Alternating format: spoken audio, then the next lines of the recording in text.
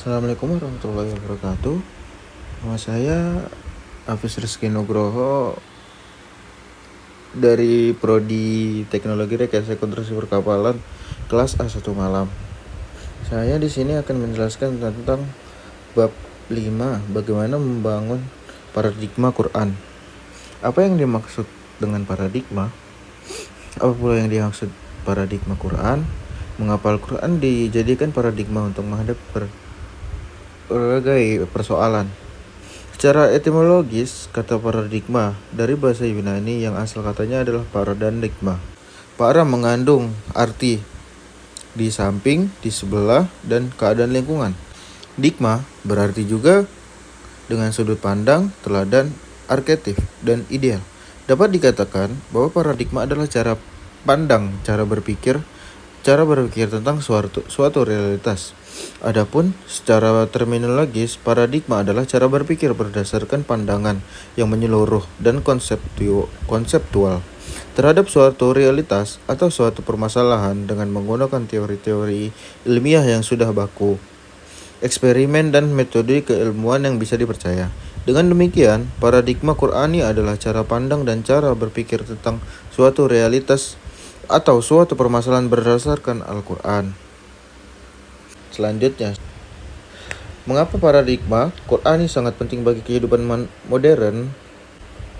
Al-Quran bagi umat Islam adalah sumber primer dalam segala segi kehidupan. Al-Quran adalah sumber ajaran teknologi, hukum, misisme, pemikiran, pembaruan, pendidikan, akhlak, dan aspek-aspek lainnya. Tolak ukur benar atau salah, baik buruk dan indah atau jelek adalah Al-Quran. Al-Quran dapat juga meluruskan akidah manusia. Yang pertama, menegakkan pokok-pokok tauhid. Kedua, mengasihkan akidah tentang kenabian dan kerasulan. Ketiga, meneguhkan keimanan terhadap akhirat dan keyakinan akan adanya balasan yang akan diterima di akhirat. Juga, Al-Quran juga dapat menegakkan kemuliaan dan manusia dan hak-hak manusia. Pertama, menegakkan kemuliaan manusia. Kedua, menetapkan hak-hak manusia dalam upaya menguatkan kemuliaan. Ketiga, meneguhkan hak-hak duafa, orang-orang lemah secara ekonomi. Selanjutnya, menggali sumber historis, filosofis, psikologis, sosiologis, dan pedagogis tentang paradigma Qur'ani untuk kehidupan modern. Untuk menggali sumber historis, filosofis, psikologis, sosiologis, dan pedagogis tentang paradigma Qur'ani yang membawa kemajuan dan kemodernan pada zaman silam. Dan kita dapat mempelajari cara-cara untuk mencapai kemajuan pada zaman keemasan Islam dan mempelajari peran Al-Quran dalam mewujudkan kemajuan itu. Jika Anda kaji secara mendalam faktor-faktor yang menyebabkan umat Islam bisa maju pada saat itu dan dalam waktu yang amat lama, lebih dari 5 abad, maka tentu saja umat Islam menjadikan Al-Quran sebagai paradigma kehidupan. Al-Quran pada saat itu bukan hanya dijadikan sebagai sumber ajaran, tetapi juga menjadi paradigma dalam perkembangan iptek, pengembangan budaya. Bahkan Al-Quran dihadirkan untuk menghadapi berbagai problem kehidupan umat Islam saat itu. Pada zaman keemasan Islam, Al-Quran dijadikan sebagai paradigma dan segala aspek kehidupan dan Rasulullah SAW. Setelah masyarakat Muslim menjadikan Al-Quran sebagai paradigma dalam berbagai aspek kehidupan, faktor penyebab kemajuan pada zaman keemasan Islam adalah sikap umat Islam yang mencintai dan mementingkan penguasaan iptek. Tidak mungkin kerajaan dipakai tanpa menguasai iptek. Contoh gambar ini adalah peperangan. Foto di slide sebelumnya menunjukkan sebuah kapal perang yang merupakan produk modernitas. Jika Anda mengamati foto tersebut, paradigma seperti apa yang dapat Anda bangun? Kapal itu sendiri secara historis mudah dicari rujukannya di dalam Al-Quran, seperti dalam sejarah Nabi Nuh alaihissalam. Pada sisi lain, perang merupakan peristiwa kemanusiaan yang mengandung nilai-nilai tertentu yang juga mudah dicari rujukan dalam Al-Quran.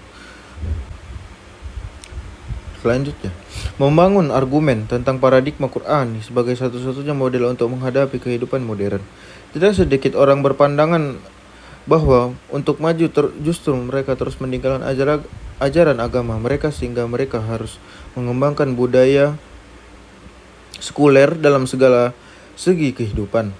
Sementara bagi umat Islam, untuk maju tidak perlu mengambil sekulerisasi, malah sebaliknya, harus berkomitmen terhadap sejarahnya. Mengapa umat Islam untuk dapat maju tidak perlu mengambil jalan sekulerisasi? Jawabannya tentu saja. Pertama, karena ajaran Islam yang sumbernya Al-Quran dan Al-Hadis bersifat syumul, artinya mencakup segala aspek kehidupan. Kedua, ajaran Islam bersifat rasional, yaitu sejalan dengan nalar manusia sehingga tidak bertentangan dengan iptek. Ketiga, ajaran Islam berkarakter tadarruj, artinya bertahap dalam urut dan implementasinya. Keempat, ajaran Islam bersifat taqalif, artinya tidak banyak beban karena beragama itu memang mudah, dalam arti untuk melaksanakan berada dalam batas-batas kemanusiaan, bukan malah sebaliknya. Tidak ada yang di luar kemampuan manusia untuk melaksanakannya. Allah sendiri menyatakan dalam banyak ayat bahwa yang dikehendaki oleh Allah adalah kemudahan bagi umat manusia, bukan kesulitan. Menjunjung tinggi kesamaan egaliter, keadilan, rahmat dan berkah bagi semua. Kelima, ajaran yang diangkat Al-Quran berkarakter ijaz, artinya bahwa redaksi Al-Quran mengungkap berbagai persoalan, informasi, kisah, dan pelajaran selalu dengan gaya bahasa yang singkat, padat, indah, tetapi kaya makna. Jelas dan menarik. Agama yang mempunyai prinsip seperti itulah agama masa depan dan agama yang dapat membawa kemajuan. Ralat. Gambar pertama, gambar di samping. Peperangan dan pertikaian antara umat Islam berganti menghiasi sejarah Islam pasca kemajuannya. Pada zaman Abbasiyah dan Umayyah, Spanyol memungkinkan paradigma umat Islam kala itu mengalami pergeseran. Bagaimana membangun dunia yang damai, aman, dan sejahtera sebagai implementasi ajaran Islam? Untuk menjawab pertanyaan-pertanyaan tersebut, coba Anda susun skema perbandingan paradigma Qur'ani dan paradigma non-Qur'ani. Kemudian, coba Anda bangun sebuah argumen akademik mengenai sebab-sebab umat Islam mengalami kemunduran, kehilangan kedamaian, keamanan, kesejahteraan. Gunakan sebagai paradigma untuk menjawab pertanyaan ini. Selanjutnya, mendeskripsikan esensi dan urgensi paradigma Qur'ani dalam menghadapi kehidupan modern. Ciri utama kehidupan modern adalah adanya pembangunan yang berhasil dari membawa kemajuan, kemakmuran, dan pemerataan. Pembangunan yang berkesinambungan yang berimplikasi terhadap perubahan pola hidup masyarakat ke arah kemajuan.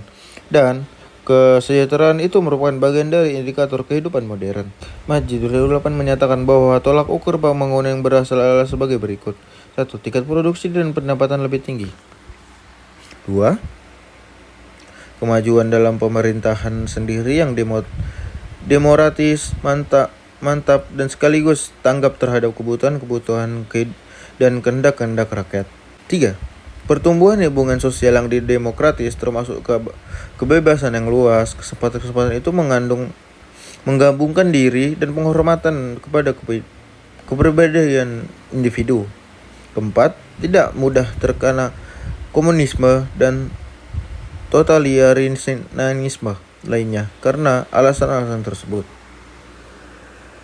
Selanjutnya, apa yang saya bahas adalah rangkuman tentang kontribusi paradigma Qur'ani dalam menyelesaikan problem kehidupan modern. Melihat fakta sejarah bahwa kemajuan, kedamaian, keamanan, dan kesejahteraan yang telah dicapai pada masa keemasan Islam adalah wujud dari aktualisasi Al-Quran sebagai paradigma kehidupan. Kemudian, itu kembali akan diraih dan akan menjadi milik umat manusia. Jika umat Islam sekarang bersikap yang sama terhadap Al-Quran, sebagaimana umat dan pada zaman keemasan bersikap terhadap Al-Quran, yakni menjadikan Al-Quran sebagai paradigma, dan akhirnya menjadi hidayah dalam segala aspek sekaligus sebagai paradigma pemecahan problemnya kehidupannya. Paradigma Qur'ani telah berkonsisten telah mewujudkan kemajuan dan kemodern pada zaman keemasan Islam yang ditandai dengan kemajuan